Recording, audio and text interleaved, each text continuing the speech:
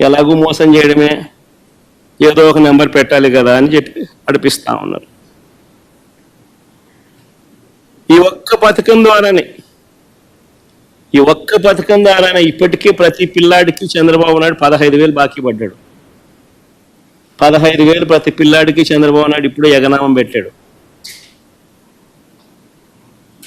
ఈ సంవత్సరం బడ్జెట్ కూడా లెక్కేసుకుంటే ప్రతి పిల్లాడికి చంద్రబాబు నాయుడు 30,000 రూపాయలు ఎగనామం పెట్టినట్టు అవుతుంది, బాకీ పడినట్టు అవుతుంది. చివరికి చిన్న పిల్లలను కూడా వదిలిపెట్టడం లేదు, ఎగనామం పెట్టడంలోనూ బకాయిలు పెట్టడంలోనూ.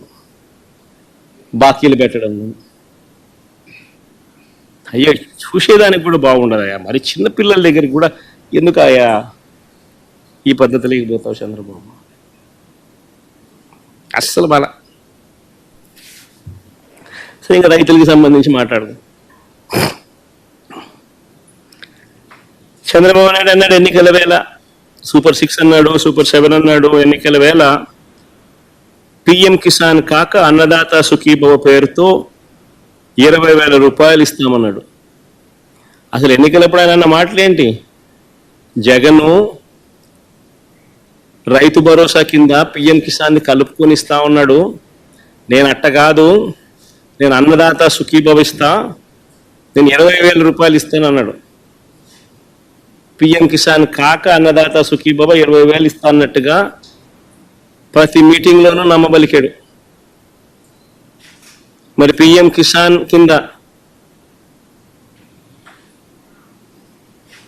పక్కన పెడితే అన్నదాత సుఖీభవకు సంబంధించి 53,58,266 మంది రైతులు ఉన్నారు. రైతు భరోసా అందుకున్న వాళ్ళు గతంలో మా ప్రభుత్వంలో 2023-24 సంవత్సరంలో లెక్కేసుకున్న మరి 53,58,266 మందికి ఇంటూ 20,000 రూపాయలు అంటే 10,717 కోట్ల రూపాయలు ఈ పెద్ద మనిషి బడ్జెట్ అలొకేట్ చేయాలి.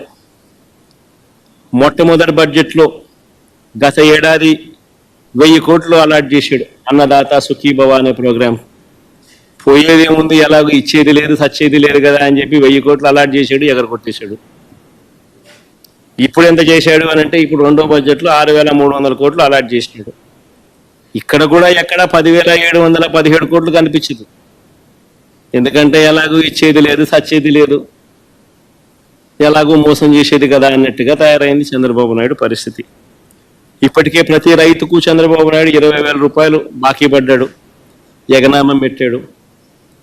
ఈ రెండో ఏడాది ప్రతి రైతుకు మళ్ళీ ఈ రెండో ఏడాది కూడా కలుపుకుంటే మరో 20,000 రూపాయలు.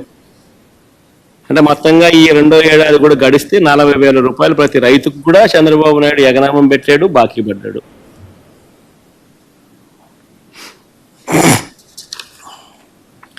చంద్రబాబు నాయుడు ఇలా రైతులకు మోసం చేయడం అనేది కొత్త కాదు.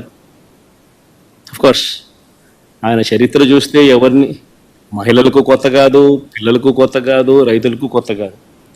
కానీ రైతులకు సంబంధించి ప్రత్యేకంగా చెప్పాలని అంటే నీరు ఎలక్షన్స్ కన్నా ముందు ఎలక్షన్స్ ఒకసారి గమనిస్తే 87,612 కోట్ల రూపాయలు రైతుల రుణాలు, వ్యవసాయ రైతుల రుణాలు మాఫీ చేస్తానని చెప్పి హామీ ఇచ్చి, బ్యాంకుల్లో పెట్టిన బంగారం విడిపిస్తాను అని చెప్పి హామీ ఇచ్చి, చివరికి 87,612 కోట్ల రూపాయలకు గాను కనీసం వడ్డీలకు కూడా సరిపోని విధంగా తన 5 సంవత్సరాల అప్పటి పాలనలో కేవలం 15,000 కోట్ల రూపాయలు మాత్రమే విడల్చి చేతులు దులుపుకున్న పరిస్థితుల మధ్య చంద్రబాబు నాయుడు ఎలా ఓడిపోయాడో మనమంతా చూసాం. మళ్ళీ ఈరోజు సీఎం అదే పద్ధతిలో మళ్ళీ రైతులను మోసం చేసే కార్యక్రమం మళ్ళా జరుగుతూ ఉంది.